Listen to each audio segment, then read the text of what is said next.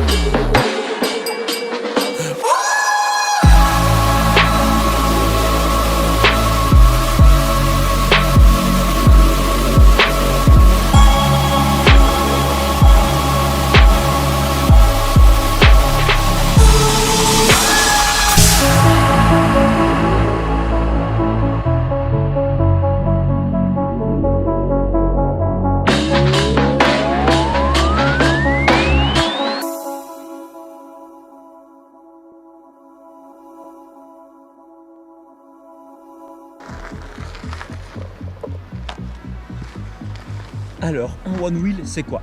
C'est pas compliqué, c'est une roue de karting montée sur une planche avec un pas d'avant, un pas d'arrière et moi un garde-boue parce que où je roule, j'en ai besoin.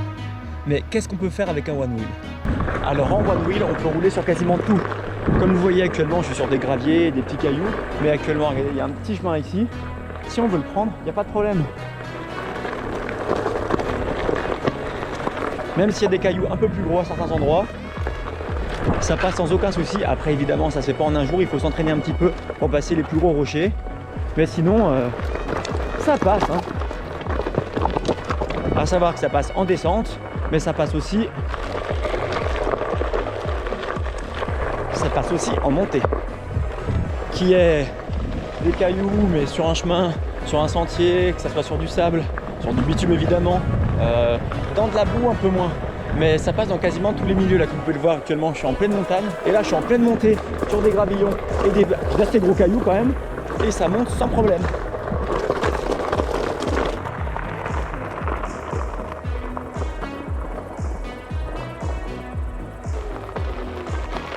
Donc ça monte très bien et comme vous pouvez le voir, ça descend aussi très bien. Parce que quand vous descendez, le moteur emmagasine la puissance pour freiner et se recharger. Mais alors, comment ça marche le Onewheel? Comment on avance, comment on recule? Eh bien c'est pas compliqué du tout. En fait on a les deux pads, on met son pied droit, son pied gauche. Il n'y a pas réellement de sens, il n'y a pas d'avant et d'arrière concrètement. On peut rouler dans les deux sens. Mais comment ça s'active? Dès que je me mets droit, la planche s'équilibre. Si je veux aller en arrière, je me penche vers l'arrière. Si je veux aller en avant, je vais aller vers l'avant. Si là-bas c'est mon avant, j'ai juste à me pencher par là-bas et je vais par là-bas. Pour freiner, après il me suffit de basculer mon corps vers l'avant. Et ça va me permettre de tourner dans ce sens-là. Dans le sens inverse, j'ai juste à faire pareil dans le sens inverse. Alors dit comme ça avait l'air simple. Mais il faut quand même un petit peu d'entraînement, c'est-à-dire que moi j'ai fait un peu plus de 700 km avant de nous faire ce retour-là, le temps que je puisse prendre la main et avoir un avis concret sur le fonctionnement du Onewheel. Et puis que je puisse aussi savoir bien en faire dans des cailloux assez importants comme vous le voyez là. Donc là vous l'avez vu, il y avait pas mal de rochers, de gros rochers et même de petits graviers de partout, pourtant ça passe sans problème. Après c'est sûr que c'est pas donné à tout le monde aussi, il faut avoir un minimum d'équilibre, ça se travaille évidemment hein. Le premier jour où je l'ai reçu, j'aurais pas pu faire ça. Mais dès que vous arrivez à avoir un minimum d'équilibre et que vous commencez à comprendre le système du moteur, de la puissance du moteur et de ce que vous pouvez franchir, il n'y a pas de souci, vous pouvez éviter les rochers pour passer au tout endroit franchissable. Bon, j'ai oublié de préciser, mais c'était évident, il roule aussi sur du bois. Voilà, ça va. S'il y a des petits sauts, pas de problème. Les petits sauts se font aussi sans aucun souci. Après, c'est un petit coup de main à prendre, ça c'est vrai. Mais si vous vous entraînez et que vous êtes motivé, il n'y a pas de souci, vous y arriverez sans problème. Après, il ne faut pas forcément avoir peur de tomber non plus parce que sans quelques chutes, on ne pourra pas arriver à grand chose. Il faut forcément un petit peu tomber pour comprendre le fonctionnement. Par contre, protégez-vous, mettez des genouillères et des coudières et évidemment un casque. Moi, j'ai pas les coudières ni les genouillères parce que c'est un chemin que je connais les risques qu'il y a, même si à tout moment je peux tomber, mais j'ai tout de même le casque pour me protéger un minimum. Bon, maintenant, à quelle vitesse on peut aller avec ça? Bah là, regardez, il y a une ligne assez droite, et bah je peux accélérer. Et ça y est, là je suis à 25 km/h. Je suis quasiment à 30 parce qu'en fait, le One Wheel me donne une alerte, me donne un pushback, ça s'appelle, qui me permet de savoir que je suis à la limite de la vitesse du One Wheel. C'est-à-dire que le moteur, s'il va au-dessus, il y a un risque qu'il s'éteigne, tout simplement pour nous protéger et ne pas aller trop vite.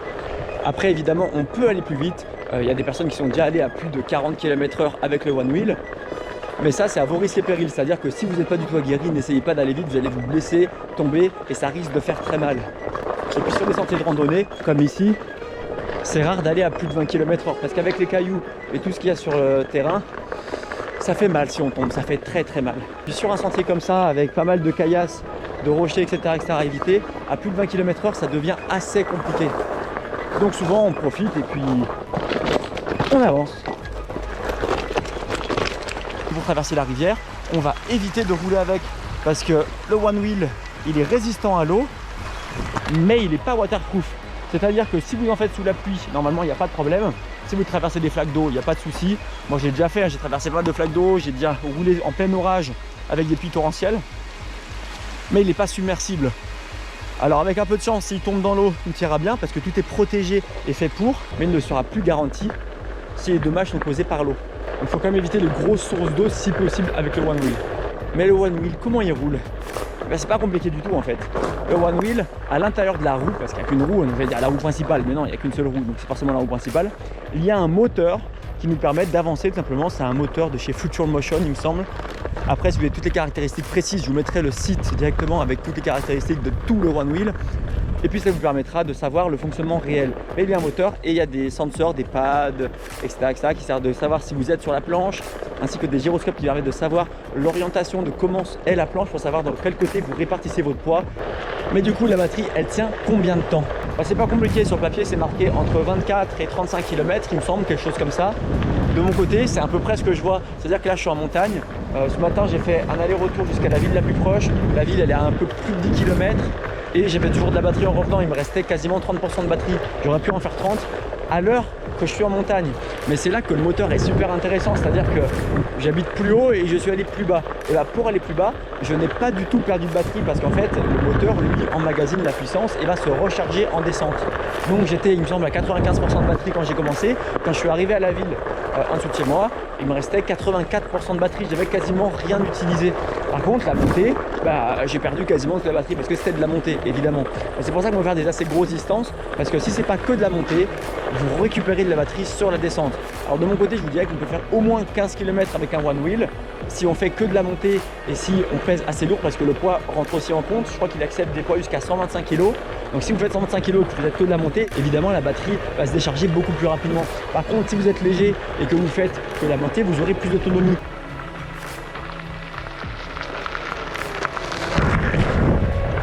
Et voilà. Il y a aussi ça que j'adore avec le One Wheel, c'est le fait qu'on ait nos deux mains libres. Bon, et bien là on est un peu dans le noir, on est en pleine forêt. Mais du coup avec les lampes c'est super joli. Parce qu'on voit vraiment les couleurs. Et puis ça permet de bien voir ce qu'il y a devant. Ce qui est toujours intéressant pour éviter de tomber. Et puis comme vous l'avez vu en forêt, ça roule super bien. Alors qu'il y a des grosses racines, il y a de l'eau à côté, donc c'est assez humide. Mais il n'y a pas de problème, ça glisse pas. Vous pouvez même faire des virages très précis au bord de l'eau, sans aucun souci. Ça descend, ça monte, ça roule. Alors pour moi, à qui s'adresse le One Wheel? Alors c'est simple. D'après moi, c'est toujours mon avis personnel, le One Wheel s'adresse à tous ceux qui aiment l'aventure, qui aiment bien bouger et qui aimeraient trouver un moyen différent de bouger ou qui ont besoin d'un moyen de locomotion différent. Par exemple, quelqu'un qui fait du vélo, qui est un peu lassé du vélo, quelqu'un qui a besoin d'un moyen de transport pour aller entre chez lui et son travail, qui n'est pas trop loin de chez lui non plus, et bien au lieu d'aller à pied ou d'y aller en vélo, tout simplement avoir un One Wheel, ça nous permet de découvrir autrement son environnement et de s'amuser en plus de ça. Et je trouve ça sympa. Alors depuis tout à l'heure, je parle des points positifs du One Wheel, mais c'est quoi les points négatifs? Alors c'est pas compliqué pour moi, il y en a quand même quelques-uns. C'est déjà qu'on est limité à une autonomie, c'est pas comme un vélo mécanique où on peut vraiment rouler à l'infini. C'est-à-dire que là quand je pars en randonnée avec, je dois quand même avoir l'œil sur la batterie pour voir quand il n'y en a plus parce que le One Wheel pèse quand même 13 kg. Et 13 kg à porter dans le dos, ça doit pas être très agréable. Alors évidemment, il y a une poignée qui est déjà incluse et puis on peut rajouter une poignée pour que ce soit plus facile. Mais c'est tout de même 13 kg de charge à porter. Donc la batterie pour moi, ça reste un point négatif. Après peut-être que dans les années à venir, les batteries auront une autonomie bien plus importante. Et là, ça nous permettra de ne plus regarder l'autonomie qui nous reste. Après, un autre point négatif, c'est tout ce que l'on ne peut pas franchir. Par exemple, moi je suis dans des cailloux comme tout le temps en fait, parce qu'ici il n'y a pas beaucoup de route. Alors je peux rouler à énormément d'endroits, mais j'ai déjà été bloqué à certains endroits où la route était trop, comment dire, était trop abîmée, où il y avait trop de rochers, trop haut pour la roue, et du coup j'étais coincé parce que la roue patinait contre le caillou. Parce qu'évidemment ma roue, elle est pas gigantesque, et du coup quand il y a un caillou trop gros, et ben je suis coincé. Là d'ailleurs on va peut-être le voir, parce que là c'est un chemin que je réussis pas forcément à chaque fois parce qu'il y a des gros cailloux sur la route. Hop là.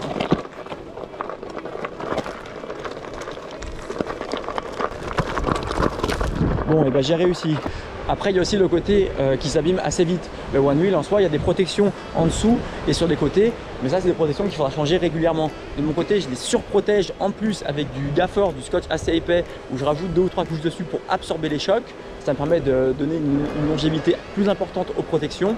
Mais c'est sûr que si vous roulez beaucoup en montagne comme moi, les protections ne feront pas non plus long feu. Puis pour finir, en point négatif, mais c'est pas vraiment un point négatif, c'est le côté de dangerosité, c'est-à-dire que on roule, on est sur une planche, on peut tomber très facilement et on peut se faire mal très facilement. Donc il faut quand même avoir ça en tête et faire très attention à ça.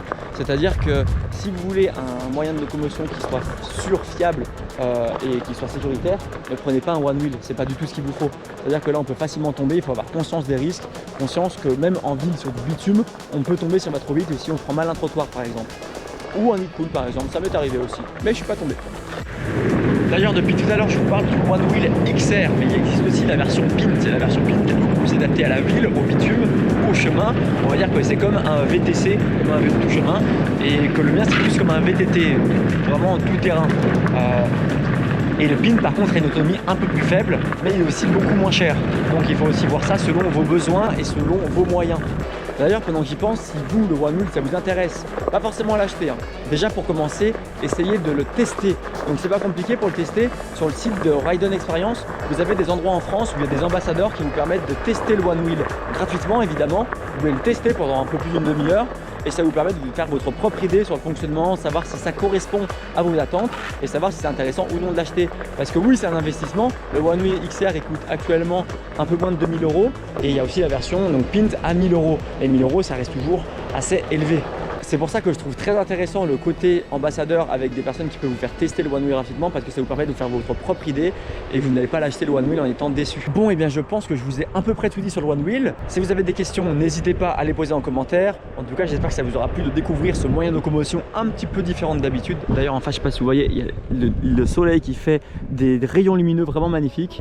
Et du coup, je trouvais vraiment intéressant de vous parler de ça parce que ça concerne quand même pas mal le voyage, l'outdoor, la randonnée, etc., parce que ça peut vraiment vous permettre de vous évader différemment. Du coup, je vous laisse sur quelques images faites en One Wheel évidemment et je vous dis à très bientôt dans une nouvelle vidéo.